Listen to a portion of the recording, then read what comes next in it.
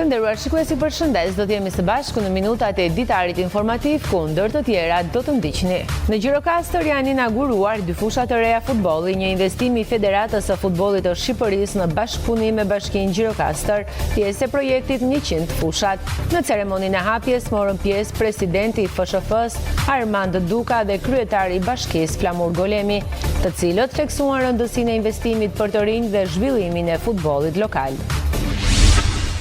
Festivali rajonal i sipërmarrjes për rajonin e Jugut u ndal këtë të njëjtën në Gjirokastër, ku 44 kompani nxënësish nga qytete të ndryshme prezantuan produktet dhe idetë e tyre inovative. Aktiviteti pjesë e programit Arritja e të rinjve në Shqipëri synon të rrisë ndërgjegjësimin mbi rolin që sipërmarrja luan në zhvillimin personal të të rinjve dhe në përgatitjen e tyre për tregun e punës në të ardhmen. Syri i kaltër këtë pranverë po tërheq turistë vendas dhe të huaj duke u kthyer në një nga destinacionet kryesore në jug të Shqipërisë. Vizitorët mbeten të impresionuar nga uji kristalt dhe natyra e paprekur përreth, ndërkohë që bizneset lokale kanë përfunduar përgatitjet duke pohuar se prenotimet janë rritur dhe pritshmëritë për këtë sezon janë më të larta se vitet e kaluara, duke siguruar përfitime të konsiderueshme për ekonominë lokale. Në fshatrat e Bashkisë Finiq, komuniteti ortodoks vazhdon të ruajë me kujdes një nga traditat më të vjetra të Pashkëve, ngjyrosjen e vezëve të kuqe në të enjten e madhe. Ky rit simbolik përfaqëson gjakun e Krishtit dhe varin e tij të mbyllur, mbetet pjesë e identitetit kulturor të minoritetit grek në jug të vendit. Ju njohim tani më gjërësisht. Ministri i Arsimit Mirela Kumbaro dhe Ministri i Bujqësisë Andis Salla morën pjesë në diplomimin e Universitetit Bujqësor të Tiranës, ku mbi 1500 studentë përfunduan studimet. Kumbaro theksoi se reformat po e kthejnë diplomën e këtij universiteti në një pasaport europiane dhe se bujqësia mbetet sektor strategjik për ekonominë. Ministri i Arsimit Mirela Kumbaro dhe Ministri i Bujqësisë Andis Salla ishin të pranishëm në ceremoninë e diplomimit të Universitetit Bujqësor të Tiranës, ku 881 studentë të programit bachelor dhe 651 të programeve master përmbyllën ciklin e tyre të studimeve pranë këtij universiteti. Gjatë fjalës së saj, Ministri i Arsimit u drejtua studentëve se duhet të jenë krenar që po diplomohen në universitetin më të vjetër shqiptar, reformimi i të cilit garanton diploma që në vitin 2030 do të jenë një pasaport për tregun europian të punës. Ajo theksoi gjithashtu rëndësinë strategjike të sektorëve ku ata po diplomohen në rritjen e ekonomisë dhe punësimit në vend. Ekonomia në fund të vitit 2025 është sot në rritjen e vet ekonomike më të lartë historike në Shqipëri. Dhe bashkë me sektorin privat dhe publik kemi rrugën mesatare më të lartë që kemi pasur historikisht. Në sektorin publik, në fund të vitit 2025, rruga mesatare arriti në 1026 euro në muaj, ndërsa në sektorin privat 785 euro në muaj. Besoj janë shifra interesante edhe për ju, që kur të negocioni rrogat me punëdhënësit tuaj të ardhshëm t'i mbani parasysh. Bujqësia dhe agronomia dhe veterinaria janë sektor strategjik dhe në prodhimin e brendshëm bruto në ekonomi.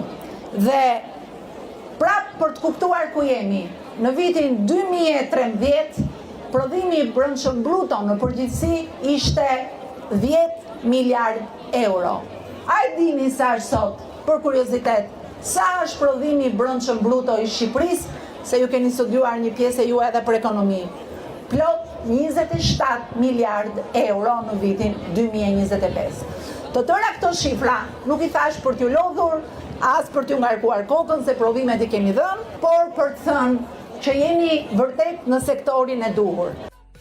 Ministri i Bujqësisë Andis Salla vlerësoi rolin e Universitetit Bujqësor në shumë fusha të zhvillimit të vendit dhe u bëri thirrje të diplomuarve të jenë pjesë e bashkëpunimit për ta çuar bujqësinë dhe zhvillimin rural përpara. Ju jeni një lokomotiv që sot filloni nga puna e madhe që ju pret në terren, por me dijen tuaj besoj që ne do të bëjmë një ndryshim rrëjsor në atë çfarë bujqësia shqiptare është duke u zhvilluar tashmë dhe ne së bashku do ta çojmë akoma.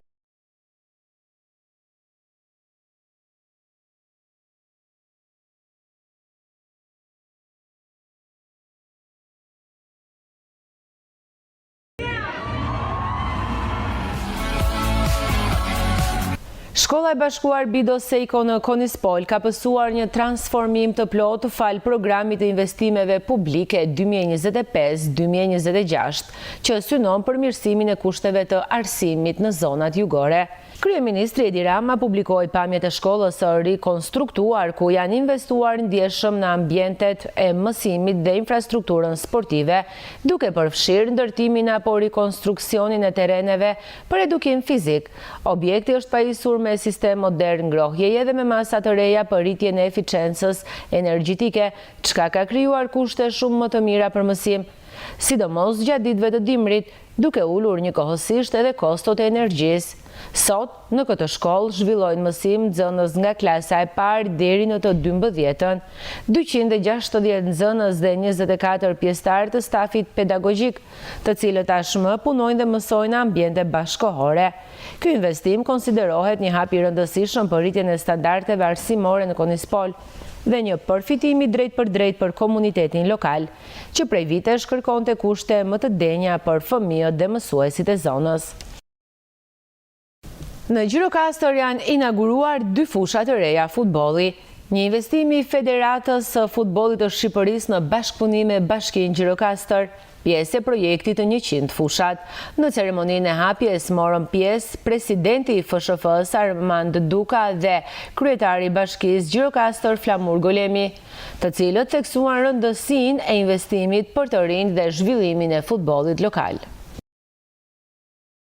2 fusha të reja futbolli janë inauguruar në qytetin e Gjirokastrës, një investim i rëndësishëm i Federatës Shqiptare të Futbollit në bashkëpunim me Bashkinë Gjirokastër. Në ceremoninë e hapjes morën pjesë presidenti i Federatës së Futbollit Armando Duka dhe kryetari i Bashkisë Gjirokastër Flamur Golemi, si dhe përfaqësues të komunitetit lokal, trajner dhe futbollistë të rinj. Duka dhe Golemi vlerësuan rëndësinë e këtij investimi për zhvillimin sportiv të qytetit dhe për mundësinë që krijon për të rinj që synojnë të ndjekin ëndrrën e tyre në futboll. Kryebashkia ku Golemi theksoi se sporti është një mjet i fuqishëm për edukimin e fëmijëve dhe zhvillimin e shëndetshëm të komunitetit. Sot jo thjesht po inaugurojmë 2 fusha që janë shumë të domosdoshme, sidomos për ata që pretendojnë të bëhen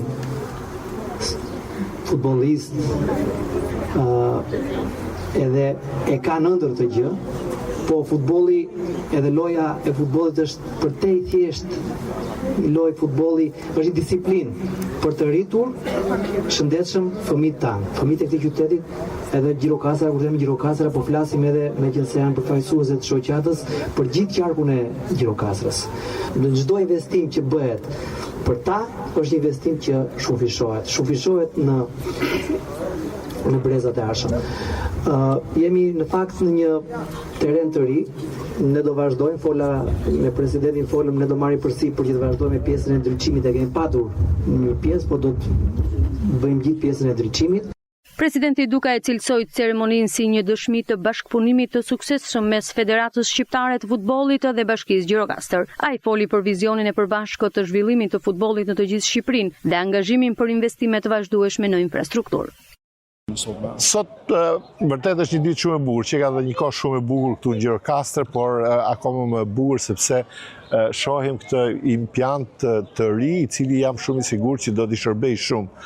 Jo vetëm futbollit, por përgjithësi qytetit Gjirokastrës. Pse qyteti? Sepse do të edukoj fëmijët që të merren me sport dhe mos merren me gjëra të tjera jo të mira për edukimin e tyre. Unë jam shumë i kënaqur dhe i lumtur me bashkëpunimin me Bashkinë e Gjirokastrës. Realisht kryetari i Bashkisë Gjirokastrës ka qenë një shtys kryesore për ta bërë këtë projekt dhe për projekte tjera, që edhe për përmirësimin e infrastrukturës në stadium dhe në përgjithësi për futboll.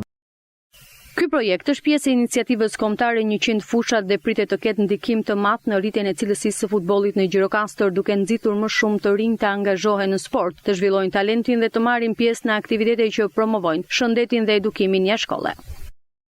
Në pikën kufitare në Kakavi, festa e pashkëve ka rritur numrin e lëvizjes në kufi. Afrimi i festës së pashkës ortodokse në doganën e Kakavijes ka rritur fluksin e lëvizjes në kufirin me Greqinë. Tradicionalisht, bashkëdhetarët tanë që jetojnë dhe punojnë në shtetin fqinj, kthehen në vendlindje për të kaluar pashkët dhe pranë familjeve dhe të afërmve të tyre. Shërbimet e policisë kufitare në Kakavi për gjatë 24 orëve të fundit kanë përpunuar 6.279 shtetas në hyrje dalje, nga të cilët 3.821 në hyrje dhe 2.458 në dalje, si dhe 2.431 mjete në hyrje dalje, nga të cilat 1.525 në hyrje dhe 886 në dalje. Ditën e njëjtë në sportelet e kontrollit të dokumentave nuk janë konstatuar rreth të gjata pritjeje në kufi.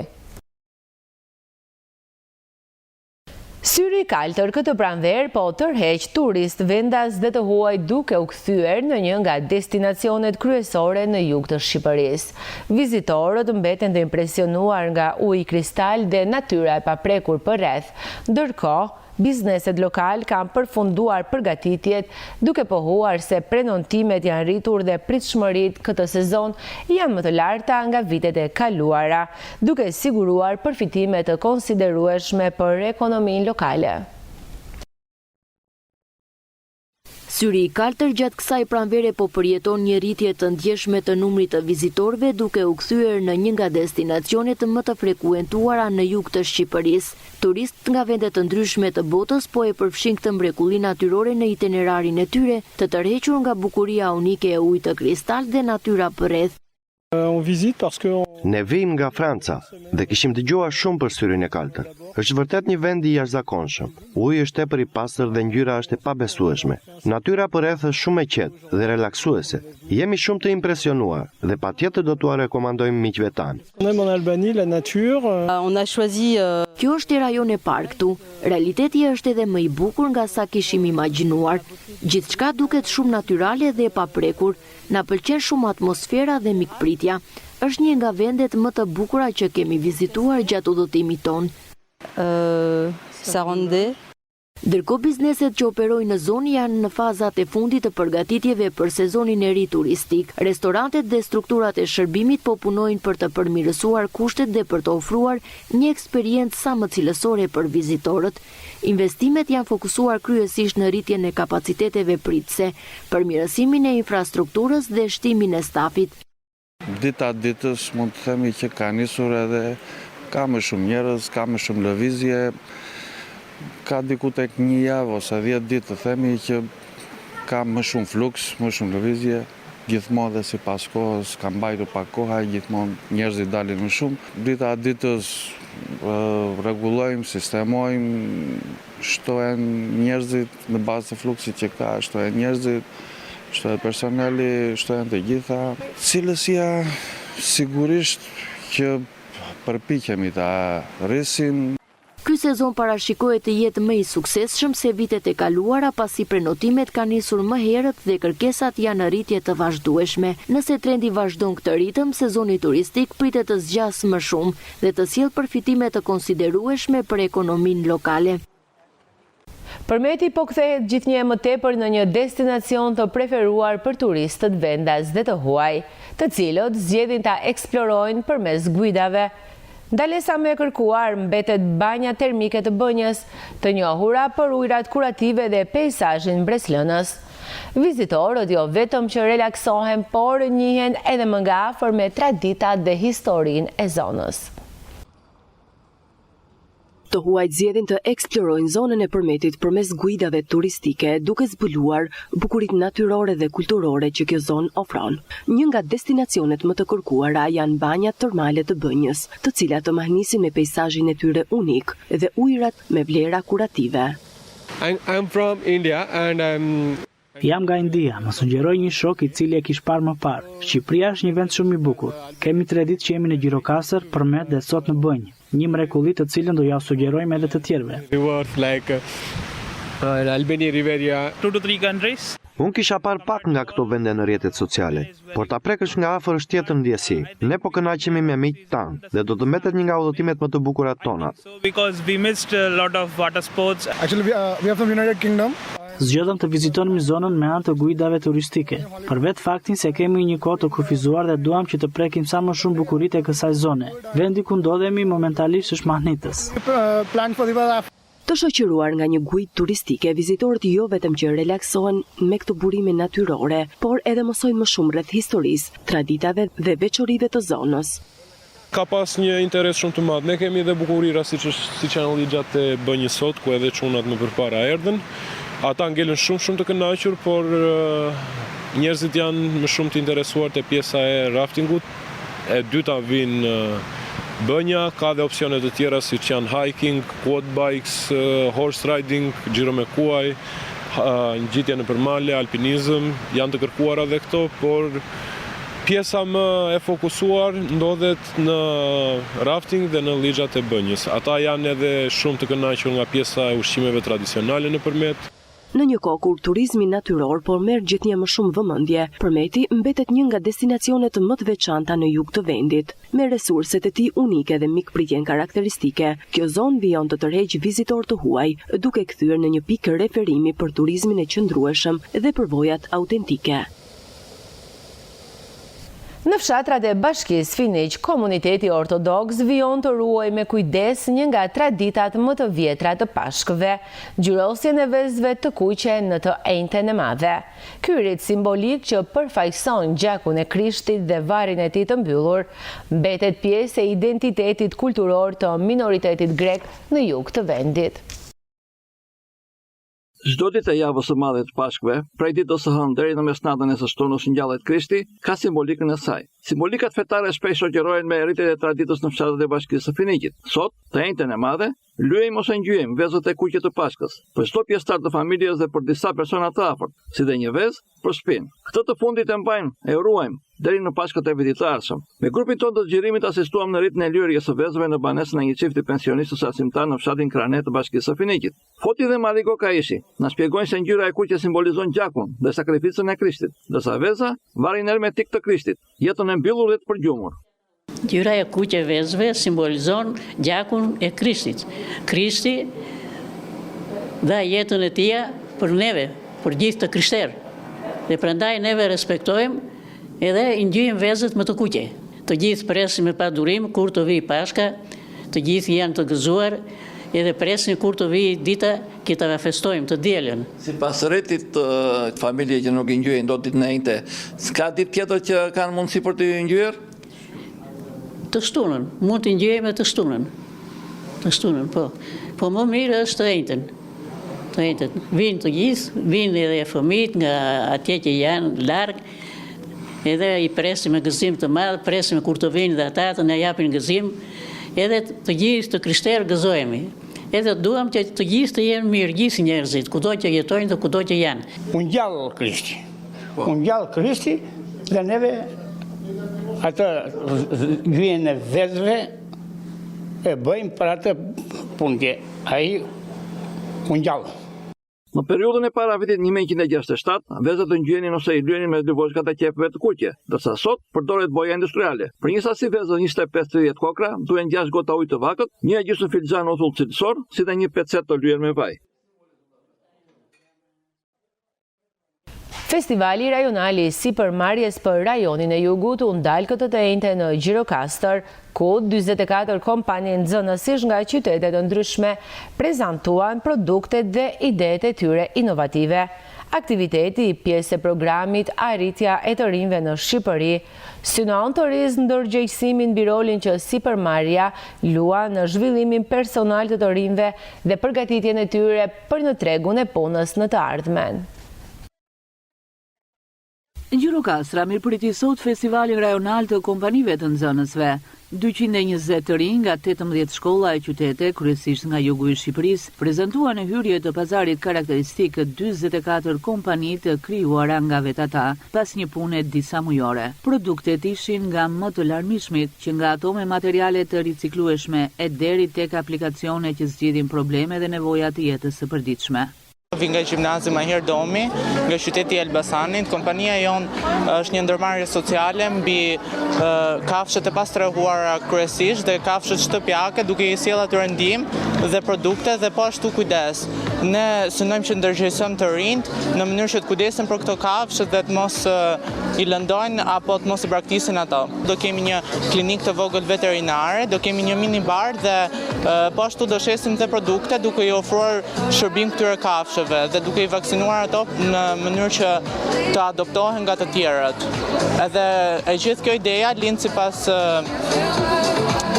nga ne vetë, duke ndërmarrë këtë përsipër dhe duke qenë vullnetar të kësaj ndërmarrje sociale. Ne jemi kompania Azart, që përfaqësojmë gjimnazin Asim Zeneli. Jemi nxënëse të gjitha të vitit të tretë dhe kemi punuar me disa produkte. Kemi bërë punime me argjil, piktura dhe gjithashtu kemi ardhur dhe me një shërbim. Shërbimi ynë është që ne kemi sjell flet palosje e cila tregon atraksionet e Gjirokastrës. Në të ne kemi të përfshirë atraksionet turistike të qytetit dhe bashkë gjitur, kemi edhe një kod QR në të cilë është website që e ka krijuar shkolla jonë dhe është i aksesueshëm nga të gjithë. Ky website ka të veçantë sepse është dhe në gjuhën shqipe dhe në anglisht dhe ndihmon edhe turistët vendas dhe ata të huaj. Vim nga shkolla Kristal Sapo Berat dhe sot kemi sjell një arush me rroba të fëmijëve të vegjël. Pra kemi krijuar në një formë arushi. Kemi vendosur edhe një QR kod dhe kur e skanon del një mesazh i bukur për fëmijët.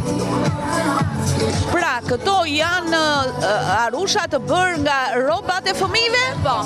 Pra të riciklueshme? Po, të riciklueshme. Nga shkolla Arjaniti nga Elbasani, ne kemi zgjedhur si projekt pastrimin e ajrit, që do të thotë kemi me mikrobit kemi krijuar një pajisje e cila kontrollon dioksidin e karbonit në ambiente të mbyllura. Nëse dioksidi i karbonit është i lartë në ambiente të mbyllura, sinjalizohet dhe pastrohet ambiente. E morëm shkas nga rasti që doli në Itali që vdiqën një familje duke qenë nga rrjedhja e gazit dhe këto sensor që ne kemi bërë gati janë për të parandaluar gjithë vdekjet e pamenduara që mund të kenë njerëzit. Ne jemi nga Erseka, shkolla Petronini Luarasi. E veçanta tonë është se ky produkt nuk ekziston në treg dhe nuk ka diçka të tillë që është krijuar më përpara dhe neve duam që të inspirojmë persona që merren me sport që një problem i tyre është nuk kanë atë energjinë e nevojshme për pajisjet e tyre elektrike ose power bank-ën mbarojnë shpejt, por nëse ky power bank lidhet me faktin e tyre që ecin, domethënë, është si dinamoja e biçikletës. Në momentin që ti je biçikletës, ajo e ndez atë dritën. Edhe kjo është e njëjta gjë, kur ti ecën, presioni që këmba ushtron mbi aklete dhe në aklete është instaluar power banku, ajo krijon një sasi të caktuar xhauli. Vi nga Elbasani, nga shkolla Daskal Todri dhe ne jemi grupi Azizanës. Kemi si qëllim krijimin e produkteve kozmetike anhidër nga bimët medicinale shqiptare, të cilat janë të bazuar në certifikimin True dhe Rich dhe që kanë si qëllim rritjen e elasticitetit të lëkurës dhe tonifikimin e saj. Sa produkte keni? Atëherë për momentin kemi 4 produkte konkretisht, i cili është face balmi, kemi më pas gjithashtu face serum, lip balmi dhe face yoga oil, të cilat kanë secila benefitet e tyre të ndryshme për lëkurën.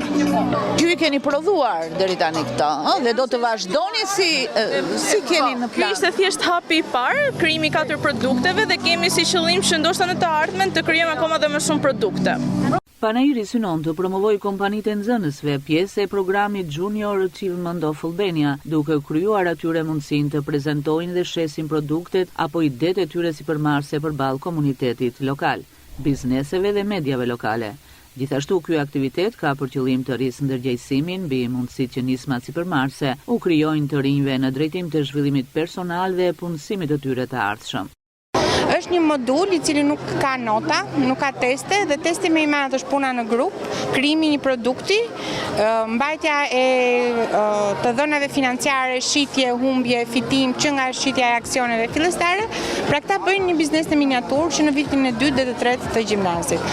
Është një modul që ashtu si Junior Achievement është bërë i mundur në Shqipëri fal investimit strategjik të Fondacionit Shqiptar Amerikan për zhvillim në fushën e edukimit që prej vitit 2013 dhe punon me nxënësit dhe mësuesit e shkollave të mesme midis shumë elementeve të tjerë për edukimin sipërmarrjes, gatishmërinë për punë dhe edukimin financiar, vlerën e paras, vlerën e tregut dhe vlerën e tyre në këtë treg që po ndryshon. Me shumë kënaqësi shoh që vit pas viti inovacioni rritet dhe ata janë shumë me besim në vetvete për produktin që ofrojnë. Dhe të mendosh janë nga mosha 16 deri në 18 vite dhe si për vit, ky është viti i 8 që bëhet ky festival dhe nga praktika tani më 13 vjeçare në Junior Achievement shohin që ata nxënës që kanë qenë në këpucët e këtyre 10 vite më përpara sot kanë bizneset e tyre dhe kjo është fitoria më e madhe që ti mund të sjellësh mbrapa në një realitet në fushën e edukimit.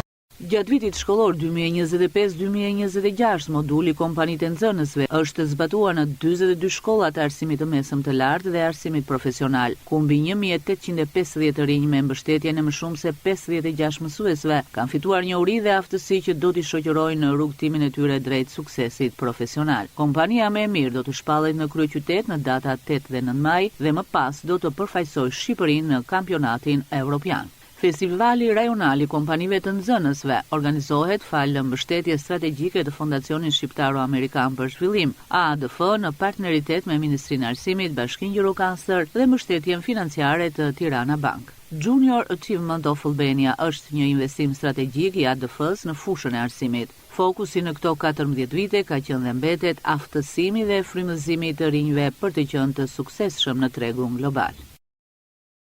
Të nderuar shikues, ishte gjithçka e përgatitur për këtë ditar informativ. Ju faleminderit për vëmendjen, shikim të këndshëm të programeve në vazhdim. Bashkë miru takofshim.